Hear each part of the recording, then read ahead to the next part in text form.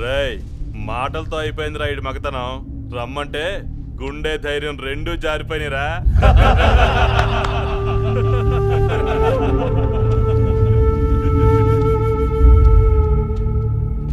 పగోడ్ని ప్రేమించాలని నువ్వు చెప్పిన మగతనం నేను ట్రై చేస్తా,